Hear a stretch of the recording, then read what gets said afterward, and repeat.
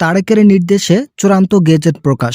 যমুনায় মিটিংয়ে ৫ কর্মদিবস পর্যন্ত সময়সীমা নির্ধারণ। নবনির্বাচিত সরকার তারেক রহমান যা বললেন, বিস্তারিত আলোচনা করার শুরুতে অবশ্যই চ্যানেলটি সাবস্ক্রাইব করুন। অবশেষে তারেক রহমানের নির্দেশ মোতাবেক অন্তর্বর্তীকালীন সরকার গেজেট প্রকাশে বাধ্য হলেন। তারেক রহমান বলেন, পে কমিশন যে রিপোর্ট প্রদান করেছে এই রিপোর্ট যুক্তিসম্মত। এতদিন আমাদের হাতে ক্ষমতা না থাকায় আমরা বেতন বৃদ্ধি করতে সক্ষম হইনি। এতে করে সরকারি চাকরিজীবীরা ক্ষতিগ্রস্ত হলেও আমরা তাদের অর্থনৈতিক উন্নয়নের জন্য দ্রুত গেজেট প্রকাশের সিদ্ধান্ত হাতে নিয়েছি। এখন যেহেতু ক্ষমতার পুরোপুরি দায়ভার হাতে পায়নি, তাই গেজেট প্রকাশ সম্পর্কে অর্থ মন্ত্রণালয়ের সঙ্গে খুব একটা জরুরি সিদ্ধান্ত নেওয়া সম্ভব হয়নি। তবে অর্থ মন্ত্রণালয় কর্তৃপক্ষ প্রধান উপদেষ্টা বলেছেন, আমরা নির্বাচিত সরকারের অপেক্ষায় ছিলাম যে তারা ক্ষমতা গ্রহণ করার পরেই গেজেট প্রকাশ করবেন। অবশেষে সেটিই হতে যাচ্ছে। যেহেতু তারেক রহমান শপথ গ্রহণের আগেই বেতন বৃদ্ধির বিষয়গুলো নিয়ে আলোচনা করেছেন, যার ফলস্বরূপ প্রধান উপদেষ্টা বলেন, আগামী ১৭ তারিখ নবনির্বাচিত সরকার ক্ষমতা গ্রহণের শপথ নেওয়ার পরেই তাদের প্রাথমিক ও প্রথম কাজ থাকবে নবম পে স্কেল। অর্থনীতিবিদরা বলেন, আমরা গেজেট প্রকাশের জন্য দীর্ঘদিন থেকে অপেক্ষায় ছিলাম। বিশেষ করে অন্তর্বর্তীকালীন সরকার যখন আংশিক বেতন স্কেল বাস্তবায়নের জন্য সিদ্ধান্তের কথা জানায়, এরপর থেকেই বেতন বৃদ্ধির গুঞ্জন উঠে আসে। আমরা আশাবাদী ছিলাম অন্তর্বর্তীকালীন সরকার পুরোপুরি বেতন স্কেল কার্যকর না করলেও আংশিক বেতন স্কেল কার্যকর করবেন।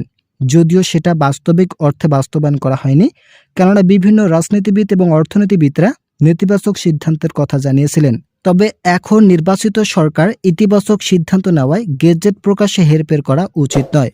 যারা এখনও চ্যানেলটি সাবস্ক্রাইব করেনি তারা অবশ্যই সাবস্ক্রাইব করে ভিডিওটি কন্টিনিউ করুন। আগামী ৫ কর্মদিবসের মধ্যে গেজেট প্রকাশের সিদ্ধান্ত উঠে আসে।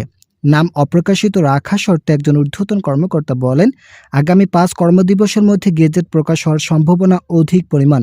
বিশেষ করে শপথ গ্রহণের পরেই তারেক রহমানের প্রথম কাজ হিসেবে নবম জাতীয় বেতন স্কেলকে চয়েস করেছেন।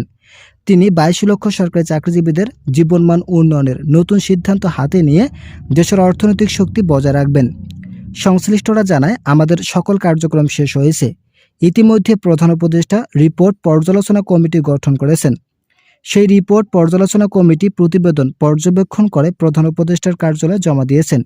এই রিপোর্টটি প্রধান উপদেষ্টা স্বয়ং তারেক রহমানের কাছে উপস্থাপন করেন, যার ফলে গেজেট প্রকাশের বিষয়টি নিয়ে নতুন কোনো নেতিবাচক তথ্য উঠে আসার সম্ভাবনা একেবারেই ক্ষীণ। তারেক রহমান বলেন, রিপোর্ট পর্যালোচনা কমিটি সর্বনিম্ন মূল বেসিক ২০,০০০ টাকা বহাল রেখেছে। কর্মচারীদের প্রতি সদয় হলেও যারা ঊর্ধ্বতন কর্মকর্তা আছেন, মোট কথা প্রথম গ্রেডের চাকরিজীবীদের জন্য পে কমিশন রিপোর্ট ১,৬০,০০০ টাকা নির্ধারণ করেছিলেন। এটা বাতিল করে সরাসরি ১,৪০,০০০ টাকা নির্ধারণ করা হয়েছে। এর ব্যাখ্যা হিসাবে সংশ্লিষ্ট পর্যালোচনা কমিটি বলেন, বৈষম্য দূরীকরণের লক্ষ্যে এই সিদ্ধান্ত নেওয়া হয়েছে। বিশেষ করে সরকারি চাকরিজীবীরা ব্যাপক বৈষম্যের শিকার, তাই তাদের বৈষম্যগুলো নিরসনের লক্ষ্যে নতুন আঙ্গিকায় কাজের সিদ্ধান্ত নিয়েছেন সংশ্লিষ্ট কর্তৃপক্ষ। ২০১৫ সালের সর্বশেষ বেতন স্কেলে যে বৈষম্য এখন পর্যন্ত বিদ্যমান রয়েছে, এই বৈষম্য বাতিল করায় কর্মচারীদের আর্থিক গতির নতুন সুপারিশ তৈরি করা হলো। আপনারা যারা এখনও চ্যানেলটি সাবস্ক্রাইব করেননি তারা অবশ্যই সাবস্ক্রাইব করুন।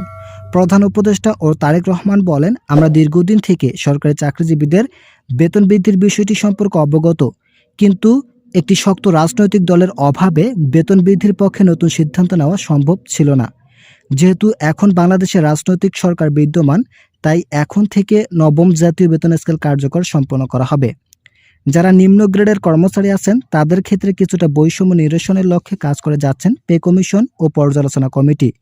পে কমিশন বলেন, আমাদের দায়িত্ব ছিল শুধুমাত্র রিপোর্ট তৈরি করা এবং আমরা এই রিপোর্টটিকে খুবই গুরুত্বপূর্ণভাবে তুলে ধরেছি। আমরা কোনোভাবেই বৈষম্যকে প্রশ্রয় দেইনি। বৈষম্যকে কিভাবে দূর করতে হবে এই বিষয় নিয়ে বিভিন্নভাবে কয়েক দফায় দফায় বৈঠক হয়েছিল। বৈঠকগুলোর মাধ্যমে সরকারি চাকরিজীবীদের দীর্ঘদিনের সকল সমস্যার সমাধান ঘটিয়ে নবম জাতীয় বেতন কার্যকরের নতুন সিদ্ধান্ত নেওয়া হয়েছে। অবশেষে শেষ পর্যন্ত তারেক রহমান ইতিবাচক সিদ্ধান্ত দেওয়ায় আগামী ৫ কর্মদিবস পর্যন্ত সময়সীমা বেঁধে দেওয়া হয়েছে। এতে করে অন্তর্বর্তীকালীন সরকারের সম্মান ক্ষুণ্ণ হবে না বলে মন্তব্য করেন তারেক রহমান। একই সঙ্গে অর্থনীতিবিদরা বলেন, বাস্তবসম্মত বেতন কার্যকর করায় কর্মচারীদের অর্থনৈতিক গতির চাকা নতুনভাবে ফুটে উঠেছে। তবে অবশ্যই পূর্ণাঙ্গ বেতন স্কেল বাস্তবায়ন করা হলে কর্মচারীদের দীর্ঘদিনের যত সমস্যা ছিল সকল সমস্যার সমাধান ঘটত।